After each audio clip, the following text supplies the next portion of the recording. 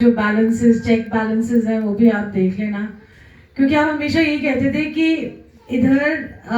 जो इधर कमाओगे मतलब उनका गुणगान करके वो ना है आपका, बाकी सब तो चलते हैं, नफा नुकसान तो चलता है, वहां पर नुकसान नहीं होता जब उनका नाम सिमरन होता है, या वो कहते हैं ना हर के नाम के व्यापारी हैं हम, तो वहां पर कभी भी नुकसान नहीं है।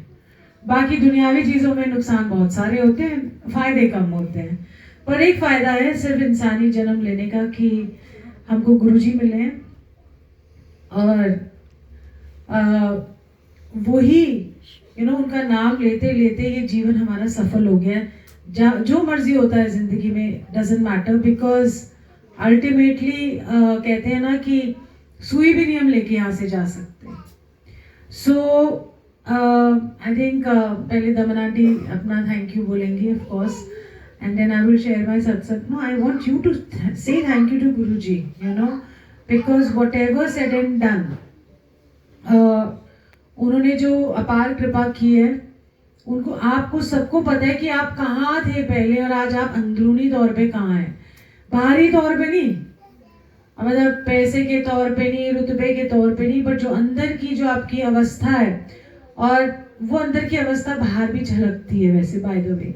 सो गुरुजी ने सब पे बड़ा मेहर भरा हाथ रखा हुआ है, और हमको ये पता है कि रस किसको कहते हैं। मतलब ऐसा लगा था आज जैसे कि हम ना आई थिंक आंटी आप उसको नीचे ले जाओ प्लीज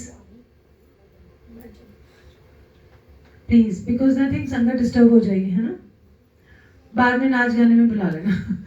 सो हमें पता है कि ये रस क्या चीज होती है, नहीं तो पहले हम ऐसे ही भटक रहे थे, आज देखो सारों के चेहरों पे नूर है, आज अलग ही रस है, ऐसे लगता है हर घर जैसे स्वर्ग सा बन गया हो, हर धरती, वो कहते गुरुजी कहते धरती पे स्वर्ग है और नर्क है। तो आप ये सोचो कि हर घर जहाँ सत्संग होता है, जहाँ उनकी प्रेजेंस महसूस होती है, वो स्वर्ग है, और ऐसा स्वर्ग कहीं नहीं मिलेगा। सो I think Daman aunty will say शुक्राना फर्स्ट, है ना, एंड उसके बाद फिर हम गुरुजी की चुगलियां करेंगे।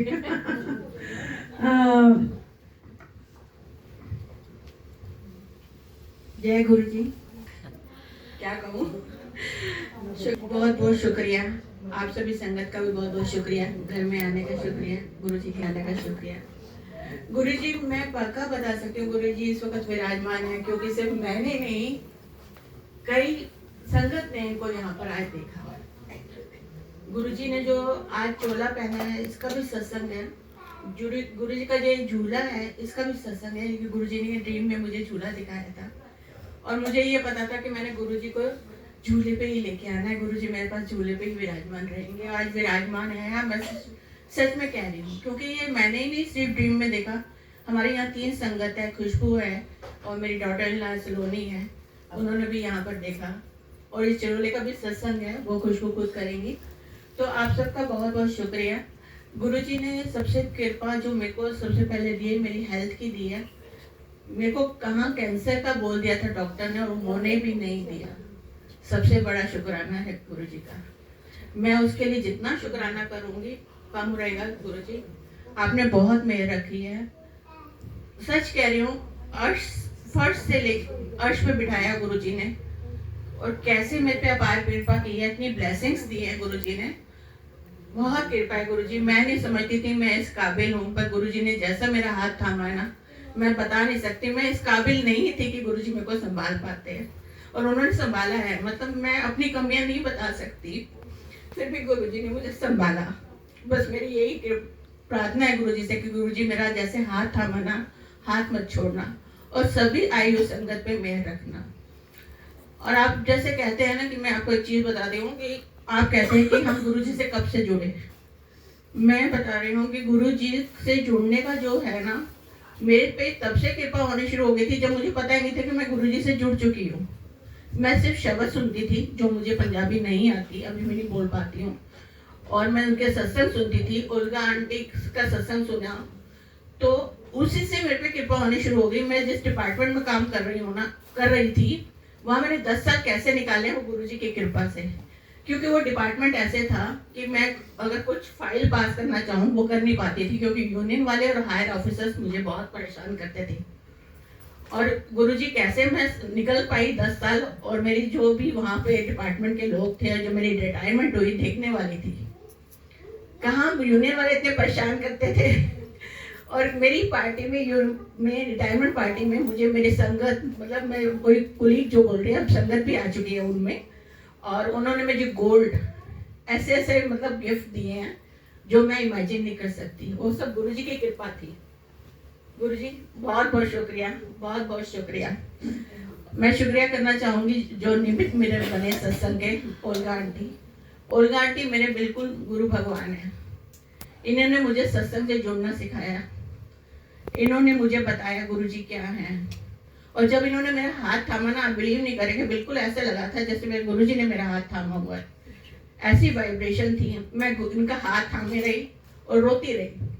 ये कह रही रो क्यों रही है अब? मैंने कहा पता नहीं, मुझे बहुत रोना आ रहा है। मतलब इनकी वाइब्स इतनी अच्छी है ना, बता नहीं सकते। मतलब इतनी पॉजिटिव, इतनी बेस्ट सोल है गुरुजी की, और गुरु जी के उस टाइम से जुड़ गई हैं। ओल्गा आंटी आपका बहुत बहुत शुक्रिया।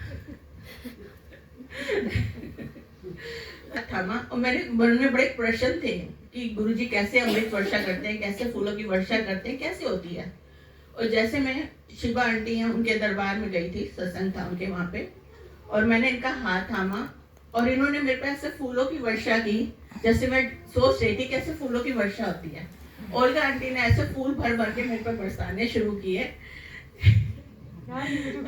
मुझे याद है ओल्गा आंटी, तभी मैंने आपका नाम ठाकुर रखा हुआ है। तो मैं इनका हाथ थामे हूँ और ये मेरे को फूलों की वर्षा कर रही है, और ऐसे लग रहा है जैसे ऊपर से फूलों की वर्षा हो रही है। जैसे गुरुजी ने मुझे बताया कि मैं ऐसे अपनी संगत को अपनाता हूँ, ऐसे फूलों की वर्षा करता हूँ। और मैंने तब से नाम इनका ठाकुर रख दिया, और मैं कहती हूँ ठाकुर ये हाथ मुझे दे दे। जिनसे इन्होंने गुरुजी की सेवा की, जिनसे इन्होंने उन्हीं हाथों को गुरुजी, मेरे को लगता था कि हमने गुरुजी को नहीं देखा, पर मैंने गुरुजी को देखा है। Best soul Olga aunty so much. जितना आपका शुक्राना करूँ कम है। क्योंकि हमें जो निमित्त बनते हैं उनका भी शुक्राना जरूर करना चाहिए। तो आप सबका बहुत बहुत शुक्रिया, दरबार में आने का बहुत बहुत शुक्रिया। Thank you so much. ये उनकी बढ़ियाई है कि हमारी बढ़ियाई कर रहे हो आप। ये सब गुरुजी की मेहर है और कुछ नहीं है। मेरे को तो कब याद नहीं है कि कौन सी फूलों की मैंने वर्षा की, किसको क्या किया, मेरे को याद नहीं है, बिल्कुल भी याद नहीं, मुझे कुछ भी याद नहीं है। क्योंकि कर्ता कारण गुरुजी होते हैं। आपके मन की बात थी, मैं तो नहीं जानती थी ना, जानते तो गुरुजी थे। वो आपसे करवा जाते हैं और आपको भी नहीं पता होता कि आपसे वो क्या करवा रहे हैं। सो क्रेडिट सारा गुरुजी का है। क्योंकि अगर हम क्रेडिट लेंगे या हमको पता होगा कि आपके मन में ज़्यादा क्या चल रहा है, इसके मन में क्या चल रहा है, उसके मन में क्या चल रहा है, तो क्या होता है, अहंकार आ जाता है। और बड़ा ज़बरदस्त और गंदा वाला अहंकार आता है, क्योंकि वो सूक्ष्म तरीके से होता है। अच्छा, मेरे थ्रू गुरुजी काम कर रहे हैं, यू नो। ज़्यादातर संगत कई बार कहती है कि हमको मैसेजेस आते हैं, हमको ये आता है। मैंने कहा पता नहीं कौन से मैसेजेस आते हैं। मैंने कहा गुरुजी सानू तो एक भी नहीं आता। मतलब कहीं कोई किसी के कान में बोल गए यही करना है, वही करना है। मैंने कहा गुरुजी, पर मैं बहुत शुक्रगुजार हूँ गुरुजी की कि मुझे ये नहीं आते।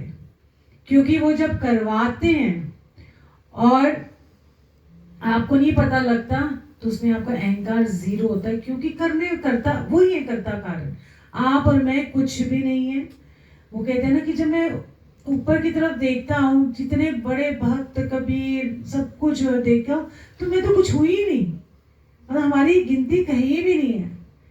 बट जैसे हमने चलाया था ना, अगर मैं तेरी रहमत के तरफ देखूं तो मेरी बल्ले बल्ले कितनी रहमतें हैं जो हमको दिखाई नहीं देती। कितनी ऐसी गुरुजी मेहर करते हैं जो वो हमें जतलाते भी नहीं है, और बाद में हमको एहसास होता है कि ये तो गुरुजी की मेहर ही तो चल रही थी। हम तो छोटी बुद्धि वाले लोग, इतनी सोच रखने वाले, और गुरुजी तो कुछ और ही सोचते हैं और हम कुछ और ही सोच बैठते हैं। क्योंकि हमारी जो पहुंच है वो सिर्फ इस दीवार तक है, इसके पीछे क्या है, उस दीवार के पीछे क्या है, हमको नहीं पता, वो तो गुरु जानता है। तो उस दीवार के पीछे पता नहीं कितने रोड़े थे, कितनी हमारी डिफिकल्टीज थी, जो गुरुजी धीरे धीरे ठीक कर रहे हैं। हम सोचते दीवार ही खड़ी हुई है बस। सो उन पे भरोसा रखना सीखो, उनकी रज़ा में राज़ी रहना सीखो। बहुत मुश्किल है, इतना मुश्किल है। गुरुजी कहते थे ना कि जब वो चलवाते हैं ना आपको उनकी भक्ति में, तो वो जो दो धारी तलवार के ऊपर चलने वाली बात होती है। पहले तो आराम आराम से चलते हो, बट जैसे ही एंड में आती है, जब नोक आती है, वहां पर पता लग जाता है कि गुरुजी हाय हो गई हमारी बस, या इधर या उधर, या कटेंगे या गुरुजी उठा लेंगे। सो उन पे विश्वास रखो, घबराते नहीं है कभी भी जिंदगी में, क्योंकि वो तो है ही। पता नहीं कितने जन्मों की हम पढ़ लेके आए हैं, जो हमको भी नहीं पता कि हमारे गुरुजी कहते थे कि तुम्हें नहीं पता कि तुम्हारी फाइल, जब हम जाते थे उनके पास, तो गुरुजी ऐसे स्कैन कर देते थे 2 सेकंड में, ऐसे करके।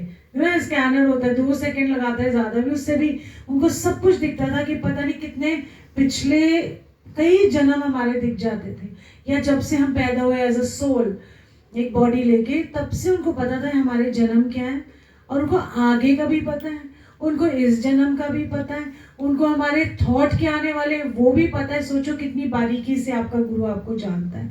तो वो कहते थे कि अच्छा फाइल खोल दो, किसी से कहने वाला नहीं गुरु जी, वो सोचा कि इस जन्म की फाइल खोलने की बात करें। पता होता है ना सबको कि हमने क्या क्या किया है, हम सबको पता है कितने कुकर्म किए होंगे हमने, कितने दिल दुखाए होंगे, पता नहीं क्या क्या लोगों के हिसाब से, बट गुरु के हिसाब से तो हमें नहीं पता क्या क्या फाइल है हमारी।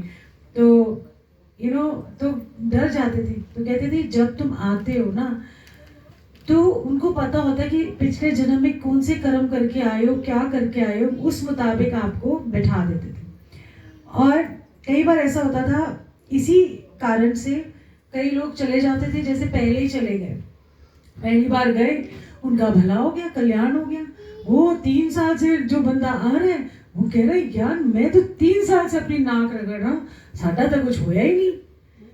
बट आप ये नहीं समझते कि जब भी कोई आता है गुरु के पास, आप अपना इस जन्म का सोच रहे हो, गुरु जी तो पूरा आपका हिसाब किताब सही कर रहे हैं इस जन्म के लिए।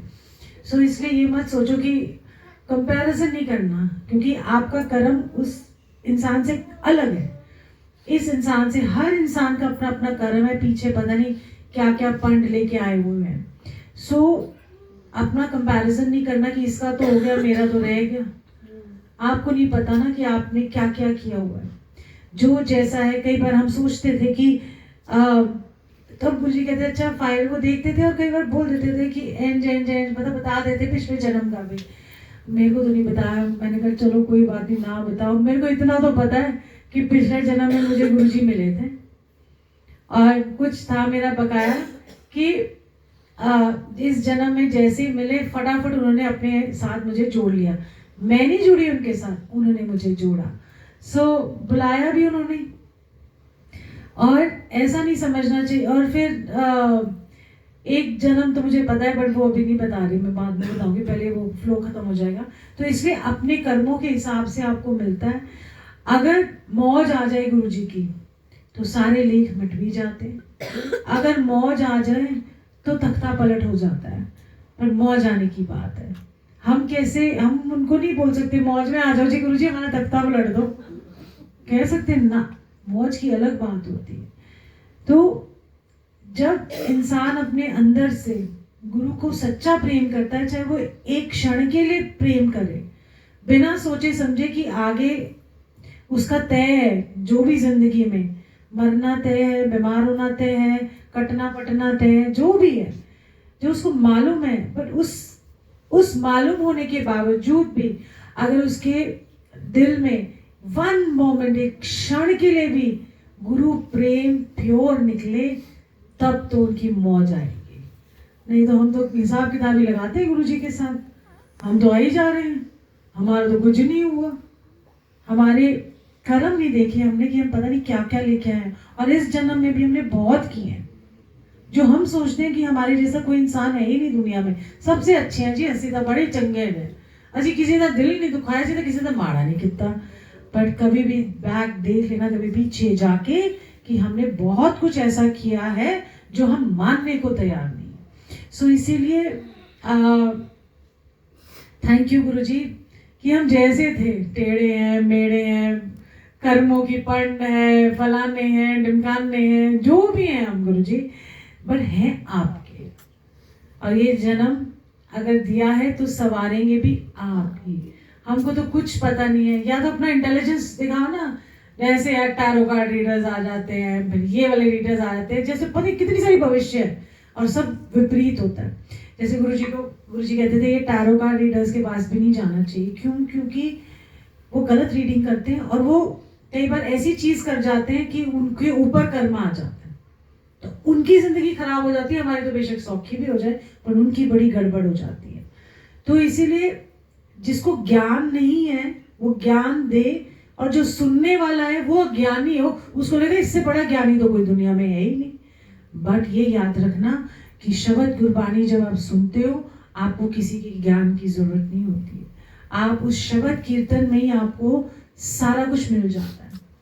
बाकी सब तो ज्ञान दे के चले जाते हैं, मजाक करते हैं, ड्रामा सा हो जाता है। बट शब्द गुरबानी जो गुरुओं की लिखी है, और शब्द गुरबानी जो दसों पातशाहियों भक्तों की और जितने भी हुए हैं उनकी कमाइयों की वजह से आज हम ये रस ले पा रहे हैं। क्योंकि जो उनको रस आया, उन्होंने 500 साल 600 साल बाद देखो आज भी उस गुरबानी में रस आ रहा है। कोई भी कथा कीर्तनिया को उठा के देख लो, उनका हजारों साल तक रस नहीं चलेगा। क्यों? उनके पास है ही नहीं कुछ, उनकी अपनी कमाई नहीं है। उनके लिए सिर्फ लोग हैं जिससे आपको पैसा लेना है, दैट्स ऑल इट इज। कुछ लेके ही नहीं जाते। उस टाइम अच्छा लगता है, पर हमारे गुरु जी के पास आके हमको ऐसा महसूस होता है, सब अच्छे हैं, चलो जो है वैसे भी है, जो भी ठीक है, बट गुरु के पास आके जब हम यहाँ आते हैं तो सिर्फ यहीं तक नहीं रखते। हम जब घर वापस जाते हैं तब हमको वो जो सुकून है और जो वो ठहराव है, जो ठंडक महसूस होती है अपने गुरु के पास आके, थोड़ी थोड़ी समझ आने लगती है कि हम रिएक्ट करना बंद कर देते हैं। कोई आगे से गाली भी देता है तो सोचते हैं दे क्यों रहा है, मुंह ही खराब कर रहा है अपना। पहले होता था अच्छा तूने मुझे दी तो 4 सुनाओगे, 8 4 16 32 ऐसी ही चल रही होती थी। अभी सोचते क्या है ये, यू नो। तो आपका नजरिया बदल गया है गुरु के पास आके, और वो धीरे धीरे बदलता है। ठहराव लेके आए आपकी जिंदगी में। पहले तो इधर उधर उछलते कूदते रहते थे, अब तो कोई शादी में ना बुलाए सोचते बड़ा चंगा होगा नहीं बुलाया, कोई मिठाई का डब्बा नहीं दिया बड़ा अच्छा वो नहीं दिया। पहले तो वही एक लड्डू और बर्फी के चक्कर में लड़ाइयाँ होती थी, मन मुटाव हो जाते थे। मैनू साड़ी नहीं देती, उन्होंने साड़ी देती, उन्होंने तो चंगी देती, मैंने नहीं देती। हमारी सोच कितनी छोटी थी, पर जैसे जैसे हम गुरु जी के पास आने लगे वैसे वैसे हमारी सोच भी बदल गई है। कोई कर रहा है नहीं कर रहा है, एक्सपेक्टेशन नहीं है। सिर्फ हम गुरु से ही एक्सपेक्ट करते हैं कि जिसके दर पे हम जाते हैं, जहाँ पर हमने अपना दिल बिछा के दे दिया है, जहाँ हमने अपनी आत्मा गिरवी रख दी है, वहीं पर ही हमारा कल्याण है। वही करता धरता है, वहीं से सब कुछ होता है। एक बार ऐसी गुरु जी के साथ मैं बैठी थी, तो गुरु जी बड़े कई बार गुरु जी नीचे बैठ जाते थे, और हमें भी अच्छा लगता है जब वो ऐसे ही नीचे बैठते ना, इतनी बड़ी स्टेज में करते ना, हमारे को भी टेंशन ही हो जाती है कैसे करके देखिए गुरु को। उनको अपना आई लेवल पे अच्छा लगता था कांटेक्ट करना। तो ऐसे एक दिन मैं गई जल्दी, तो देखो जो बताते हैं समझाते हैं उनको उस टाइम पे नहीं समझ में आती, पर बाद में समझ में आती है। तो ऐसे जब मैं गई एक दिन बैठे थे, तो टी शर्ट मतलब एक शर्ट में और अपना ट्राउजर्स में बैठे हुए थे, तो मुझे कहते हैं कि तेनों पता है कि उत्ते कोई स्वर्ग नर्क नहीं होता, ऊपर कोई स्वर्ग और नर्क नहीं है, स्वर्ग भी तेरा इधर है और नर्क भी तेरा इधर ही है। मैंने बोला हाँ जी गुरुजी, जो तू स्वर्ग बनाना चाहती है तो स्वर्ग बनेगा, जो तू नर्क बनाना चाहती है तो नर्क बनेगा, ये तेरे पे डिपेंड करता है। बड़ी साफ स्पष्ट बात उन्होंने बोली। और फिर उन्हें बोला देख रिश्ते जो होते हैं ना, पौधा होता है, अब एक बार पानी डाल दिया आपने, ठीक है, तो और एक बार खाद डाल दी और भूल गए, ऐसा नहीं होता। हर रिश्ते को बार बार आपको वाटर करना पड़ता है, पानी देना पड़ता है, खाद देनी पड़ती है, तभी वो जो पौधा है वो खिलखिला के रहता है। सो यही रिश्तों के मायने उन्होंने बताए। तो मैंने सोचा पता नहीं गुरुजी क्या बोली जा रहे, क्या बोली जा रहे। तो जहां भी आपको लगे कोई भी रिश्ते में, चाहे वो हस्बैंड वाइफ हो, चाहे भाई बहन हो, चाहे आपकी दोस्ती यारी हो, चाहे आपके कोई भी रिश्ता हो, उसमें थोड़ा थोड़ा पानी, थोड़ी थोड़ी खाद प्यार की और अपने बोल की मिठास ज़रूरी है। जहाँ कड़वे बहुत ज़्यादा बोल बोले जाते हैं, वहाँ पर पौधा मुरझा जाता है। ठीक है? सो आप एक पौधा हो अपने हस्बैंड के लिए, हस्बैंड एक पौधा है वाइफ के लिए। सो अगर वाइफ ने तो ध्यान रखा हस्बैंड का, हस्बैंड नहीं ध्यान रखे, बेचारा पौधा तो मुरझाएगा। ऐसे भाई बहनों के रिश्ते, ऐसे आपके फ्रेंड सर्कल में भी रिश्ते होते हैं, आपकी संगत में भी है। अगर एक दूसरे को मीठे तरीके से प्यार से बोलना बहुत जरूरी है। लंगर खा के जाना है, एक्सक्यूज मी, नीचे लंगर स्टार्ट कर दो। अगर आपने जाना है तो नीचे लंगर खा के, हाँ ठीक है। सो बहुत प्यार से ये 2 चीजें उन्होंने बताई। बहुत सारी बातें बताई, बट अभी जो रेलेवेंट है वही मैं बता सकती हूँ। सो हर चीज के एक मायने होते हैं, तो इसलिए बड़ी मुश्किल से पहले तो गुरु मिलता है, और ऐसा गुरु जो आपको समझाता है, आपको इतना प्यार करता है कि दुनिया में इतना कोई प्यार नहीं कर सकता जितना गुरु आपको प्यार करता है। सच बता रही हूँ, हमको वो महसूस होता है प्यार सबको। आज आप यहाँ बैठे हो, एक एक को ना अंदर से महसूस होगा प्यार, पर आपका दिल भी आपको खोलना है, दिमाग फालतू की बातों से बंद करना है। सो आपको गुरु का प्यार महसूस होगा। ये सियानप करोगे, चतुराई करोगे, हम ऐसे दिखाने में मीठे पर अंदर से कुछ भी नहीं हो। गुरु जी सच्चा सुच्चा इंसान चाहता है और हमको इंसान बनाना चाहता है। आंटी लंगर खा के जाना नीचे से, you have to eat langar, that's a prasad. Okay, आपको नहीं पता, क्योंकि कल आने वाले टाइम में वो प्रसाद आपके लिए क्या काम करेगा। और इवन लंगर की महिमा भी बताती हूँ कि कई बार हम ऐसा होता है कि एक बार एक संगत थी, बड़ी बीमार हो गई, और वो ना क्या करती थी कि एक रोटी खाती थी और नहीं खाती थी, उसकी जो उसकी हिस्से आती थी वो नहीं खाती थी। मैं पतली होना चाहती, मैं मोटी हो गई, मैं ये हो गई, मैं तो एक ही खाऊंगी, मैं ये नहीं करूंगी। तो डांट पड़ी उसको, कहते जो तुम्हारे हिस्से का लंगर है वो तुम्हारी मेडिसिन है और वो खानी चाहिए, क्योंकि वो आपको नहीं पता और बीमार हो गई। ऐसे ही गुरुजी ने किसी को बोला कि तूने ना लुधियाना नहीं जाना कभी जिंदगी में, वहां गई तो तेरी पूरी हेल्थ खराब हो जाएगी। तो बड़े टाइम तो वो नहीं गई, बट उसकी बहन के बेटी की शादी थी, बेटे की शादी थी, और उसकी बहन बोले तू गुरु की बात मानती है, सारे रिश्तेदार आएंगे तेरे, मतलब, और उसका भी मन ललचा गया। गुरुजी ने स्ट्रिक्टली मना किया था ना, तूने कभी लुधियाना नहीं जाना पूरी जिंदगी, पर उसने मानी नहीं, वो चली गई। और वो दिन और आज का दिन कमर दर्द बीमारियों से घिरी हुई। तब गुरुजी ने डांट लगाई, कहते कोई वजह थी ना, मैंने जब तेरे को मना किया, तुम अपने रिश्तों के लालच में, मन के लालच में सारी उम्र का रोग लेके बैठ गए। तो हुक्म मानने वाली बात हो जाती है। और ऐसे ही लंगर में भी कितनी बार ऐसा होता था, गुरुजी डांट देते थे कि पूरा लंगर खाओ। कहते कि जब लंगर बनता है या जब हम गुरुजी को भोग लगाते हैं तो ये सचखंड का प्रसाद बन जाता है। अगर मानो तो, नहीं तो खाना है खा लो। ओ माय गॉड, हम तो नहीं खा सकते, हम तो नहीं खा सकते। हेवी लंगर मत रखो, सिंपल लंगर रखो। हलवाइयों से 3 तरह की सब्जियां ठूसो मत संगत में, एक सब्जी एक दाल रखो, एंड आप इसी में आपका ठीक है। दिखावे के लिए कर रहे हो ना 3 सब्जियां, नॉट डन। भगवान को नहीं सब्जियों की जरूरत है, पेट हमारा है। आपको नीचे लंगर मिल जाएगा आंटी, प्लीज खा के जाना। हाँ जी, कोई नहीं, आप लंगर जरूर खा के जाना, तो गला ठीक हो जाएगा। बराबर, बस फर्स्ट क्लास।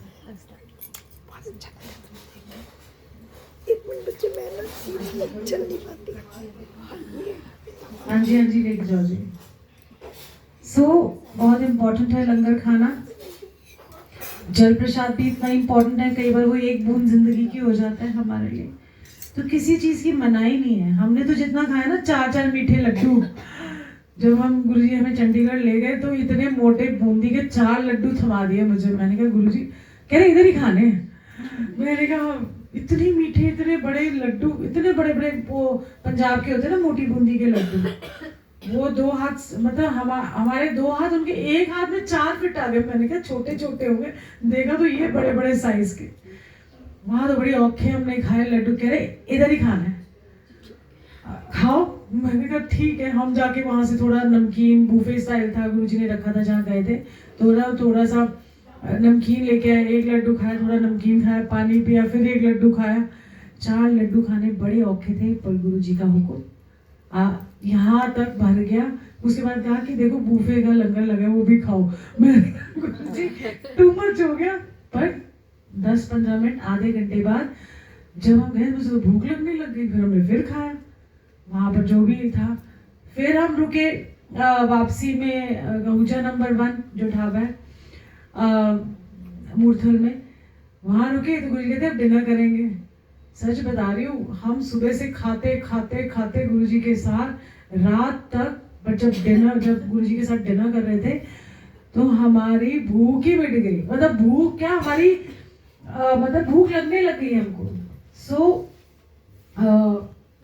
उनका लंगर, उनका खाया हुआ जो भी आप प्रसाद लेते हो, वो आपकी दवाई है। चाहे आपकी दिमागी दवाई हो, किसी को दिमागी दवाई की जरूरत है, कोई बहुत परेशान है तो उसको शांत करने के लिए गुरुजी वो लंगर है।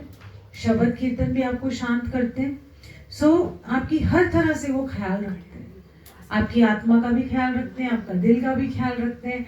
क्यों दिल का? क्योंकि सबसे ज्यादा प्यार गुरुजी आप सबको करते हैं। एक एक जने को बहुत बहुत प्यार करते हैं। तो आपके दिल का भी ख्याल, कोई दुनिया में प्यार मोया करे ना करे से आपका, हमारा गुरु तो हमें बहुत प्यार करता है, ठीक है ना। सो ऐसे गुरुजी से प्यार करना है। और गुरुजी हर संगत के हैं, ऐसा नहीं है कि जो मिले हुए हैं उनके हैं। मुझे तो आज भी लगता है कि मैं हमेशा सबको कहती थी, जब शुरू में जब गुरुजी ने चोला छोड़ा ना 2007 में, 2008 में, मैं 2007 से ही बोलती, मैंने कहा भाई तो गुरुजी की असल संगत आएगी, हम नहीं असली संगत। असली संगत जो आएगी वो गुरु से ऐसे ही प्यार करेगी। हमें तो चाहिए था उनका हाथ पैर सब कुछ चाहिए था ना, आपको वो नहीं चाहिए, आपको सिर्फ गुरु चाहिए। हम उनके शरीर से प्यार कर सकते हैं ना। बट सच बताऊं तो आप ही वो ऐसी संगत हो जो गुरु से बहुत प्रेम करती हो और आप असली भक्त हो। तो हम भी आपसे ही सीखते हैं। मैं तो हमेशा सीखती हूँ, किसी को कोई गुरुजी को इतना प्यार करता है, मैं गुरुजी साडा प्यार तो कुछ भी नहीं है ना। ऑनेस्टली ऐसा ही लगता है। तो इसीलिए आप भी बहुत जरूरी हो गुरुजी के लिए। जैसे गुरुजी आपके लिए जरूरी नहीं, गुरुजी को अपनी संगत भी बहुत प्यारी है। अपनी संगत से वो बहुत प्यार करते हैं, एक एक संगत से। सब स्पेशल है गुरुजी के लिए। कोई टेढ़ा है, कोई मेरा, गुरुजी कहते हैं पर हम तो तेरे हैं ना गुरुजी, हम कहाँ जाएंगे। सो गुरुजी थैंक यू हमारी जिंदगी में आने के लिए, थैंक यू अच्छी संगत से मिलवाने के लिए, थैंक यू ये पल देने के लिए, थैंक यू हमें जोड़े रखने के लिए, थैंक यू हमारे प्रॉफिट लॉस का स्टेटमेंट भी रखने के लिए। हमें तो कख ना पता गुरुजी। मैं तो आज यही सोचूं, मैंने ये ईयर एंडिंग तक गुरुजी कितने सत्संग की सेवा ले जा रहे हैं। मैं हंसी थी, मैंने कहा मुझे लगता है मेरी बैलेंस शीट अभी तैयार नहीं हुई होगी ना। तो उन्होंने बोला एक रहेगा तेरा सत्संग, तो आ जाओगे, यू नो। आई मीन जो भी हमारे बैलेंसेस होते हैं, मजाक कर रही हूँ। तो थैंक यू हमारे जीवन को संवारने के लिए, थैंक यू हमारे जीवन को एक नयापन देने के लिए, थैंक यू गुरुजी की हमारा नज़रिया बदलने के लिए ज़िंदगी की तरफ, थैंक यू कि ये सारी प्यारी संगत देने के लिए और सत्संगों के गुरुजी के भाग बढ़ते रहें, गुरुजी की महिमा और होती रहे। हम क्यों करते हैं गुरुजी की महिमा? ताकि जो रस हम ले रहे हैं, जो उनकी मेहर चल रही है हम सब पे, हम चाहते हैं कि हर दुनिया में हर इंसान जो भी दुनिया में पैदा हुआ है वो एक बार ये मेरे गुरु को महसूस करे, उनसे प्रेम करे और जीवन सफल बनाए। सो जय गुरु जी। बहुत सारी मुस्कुराहट आपकी जिंदगी में, मुस्कुरा देना जय से, ठीक है ना। और बहुत सारा प्यार आप सब।